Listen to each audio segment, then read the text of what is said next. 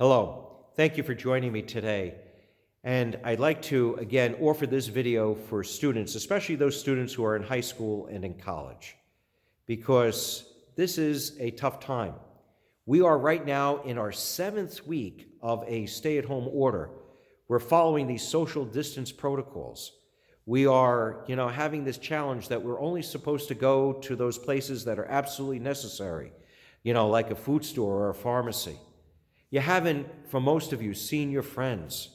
And, for an active lifestyle where you'll always be involved with sports and different activities at school, now you've had this stay-at-home order, which is like really making you cooped up. I realize how much of a challenge this is. I realize for students who are used to playing sports at this time, like I did when I played baseball, you would be used to getting ready for the practices and those big games, and they're not happening. And for the most part, and more than likely, we won't have a spring season. I know it's hard also for those who are involved in activities. May it be band or may it be, getting ready for some kind of a different function at school. I was involved in activities as well. And not to have them, not to be associating with your friends, well, it is a challenge.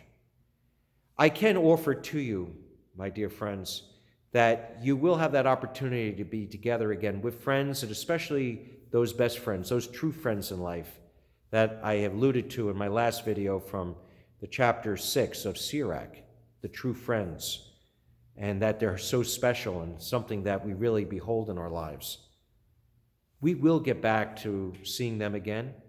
We will get back to the opportunity of being together, but we're not right this moment. And until that happens, we have to look at this as a period of growth. I mentioned in the last video that I did for students that, we can't lose sight of an opportunity. Never in your life, or in mine, your parents, or anyone else's, will we experience this length of time that we're away from normalcy. It would be extremely rare for that to happen again. The last time this happened, at least, was before 1920, from 1917 to 1919 when the Spanish flu came. So more than likely, we won't see this again. And we will learn from this shutdown different things that may need to be changed when, if, and God willing, never happen again. But if it does, what we will need to do differently and what we could do differently for you as students. But nonetheless, we're going through this, and I mentioned about this change. Are we becoming better people? Have I pressed the reset button and realized that I need a God relationship? That I need to go ahead and pray to God each and every day? That I want to thank God that I'm alive, that I have my family, I have the friends that I'm able to text and call and maybe do FaceTime with? That, yes, I could reach out to my friends on different social media platforms. That I'm able to go ahead and participate in different activities, may it be sports or an activity at school. That I have a roof over my head, I have a bed to sleep in, and food to eat. That I do have, the different senses and abilities that God has given me. Nothing will take that away, not even this bad virus that's gone around the world. God has given us a mind. Am I using that mind and, in realizing not only is it a great gift, but such a great gift that I could use it not only to do well in the subjects that I'm doing at home now, something that I didn't expect to do, but also that I could use that mind to be able to maybe learn something new. Maybe I could use the abilities that God has given me to go ahead and help my parents with a chore or activity. Maybe I'm learning something new as a new subject. And yes, am I changing myself in a relationship to God, becoming stronger in my relationship? Am I making God a priority again? May this be 7, 8, 9, 10 weeks. We're already in the 7th week of this shutdown. But whatever it may be that we're going to have these stay-at-home orders, however it could be, again, it could be 10, it could be 11 weeks. God only knows. But if at the end I could walk out of that and I could have a closer relationship with my family, that, we got to know each other a little bit better, that I realize, that they're important to me in life, and with God, that my relationship with Him has become stronger, that I could go to God at any time, and that God does love me. And yes, I do want to pray to God. And yes, I want to come to church. I want to fill the pews here. I want to celebrate. I want to come to Holy Eucharist. I want to realize that the light of Christ is in my life and that Jesus died for me. If at the end that, yes, indeed, that I have changed my life in order to become a better person, then you know what? Even though this was a bad experience, and I call it a nightmare, and I can't wait till it's over, I got to say at the end that something was gained. There was a silver lining in all this, that I become closer with each other, my family and my friends, but closer to God, the Father, the Son, and the Holy Spirit. Don't let this time be a time that you could lapse into sin. Be careful. The evil one sometimes will take our own disgust, our own disappointment, our own upsetment, and maybe fear, maybe our nerves, maybe our stress.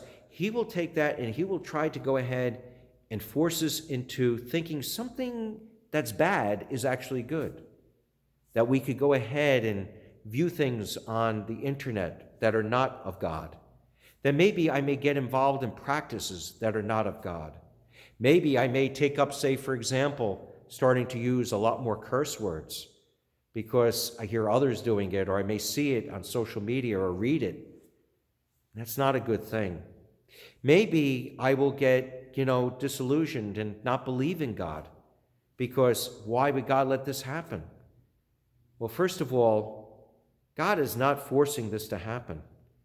God is giving us, an understanding that I need to be a person of faith, hope, and love, that I have to have faith in Him and trust Him, that I have hope that He's going to get me through this, that I am going to have that hope of the light of Christ, and that I'm going to have the love of family and friends.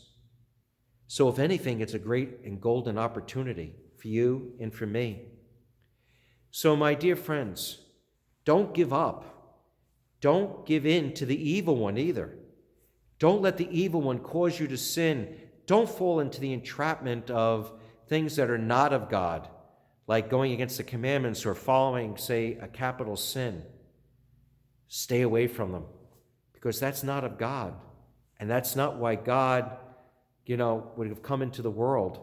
He came into the world because He loves us. So the way we show our love back to Him is by doing good things. Not only in trying to develop a good prayer relationship with Him, but also the relationship with one another. Again, my dear friends, I'm here for you. I offer to you, if you ever want to reach out to me, to do so through the YouTube videos, sending me a text or an email.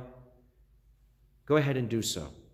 I'm here to help you along because we're in this all together, and we are going to get through this together. And when this is all over, we're all going to celebrate. Believe me, we are going to celebrate. So I look forward to that. So I offer you the very best. I offer you my heartfelt prayers and my love, and I offer to you the opportunity to grow in a relationship with God, press the reset button to become closer to Him, and to always believe and have hope. Remember, the light of Christ will always outshine any darkness in our lives. Trust in Him, and one day we'll be celebrating together again, united in a love of Him and a love of one another. God bless you, and thank you for joining me.